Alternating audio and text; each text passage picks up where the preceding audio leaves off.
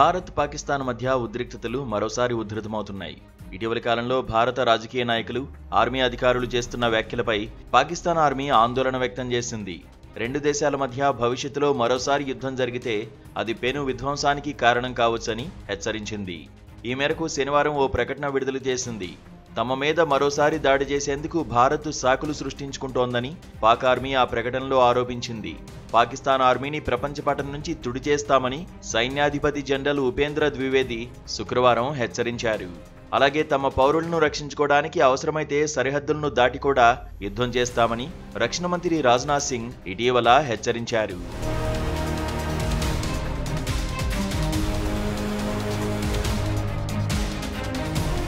భారత సైనికాధిపతి జనరల్ ఉపేంద్ర ద్వివేది రాజస్థాన్లోని సరిహద్దు ప్రాంతాల్లో సైనికులతో మాట్లాడుతూ, పాకిస్తాన్ రాష్ట్ర ప్రాయుక్త ఉగ్రవాదాన్ని ఆపకపోతే ప్రపంచపటంపై తమ స్థానాన్ని పునర్నిర్వచించాల్సి వస్తుందని హెచ్చరించారు. తమ పౌరులను రక్షించుకోవడానికి సరిహద్దులు దాటి యుద్ధం చేస్తామని రక్షణ మంత్రి రాజ్నాథ్ సింగ్ ఇటీవల చెప్పారు. భారత వాయుసేన అధిపతి air chief marshal Amarpreet Singh కూడా మేలో జరిగిన యుద్ధంలో పాక్ F-16, JF-17 ఫైటర్ జెట్లను నాశనం చేశామని ప్రకటించారు.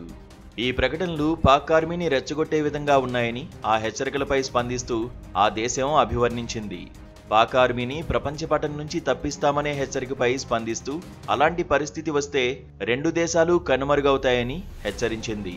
మరోసారి యుద్ధం చెలరేగితే పాకిస్తాన్ వెనక్కి తగ్గదని, వేగంగా, విధ్వంసకరంగా, గట్టిగా బదిలిస్తామని ప్రకటన చేసింది.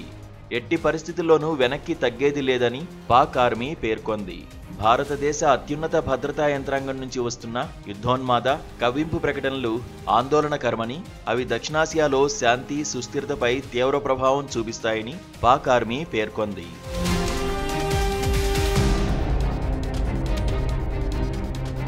పాక్ ఆర్మీ ప్రకటనలో భారత్తో మేలో జరిగిన యుద్ధంలో వారి ఫైటర్ జెట్లు కింద పడ్డాయని మర్చిపోయిందని, తమ లాంగ్ రేంజ్ వెక్టర్ల విధ్వంసాన్ని భారత్ మర్చిపోయిందని పేర్కొంది.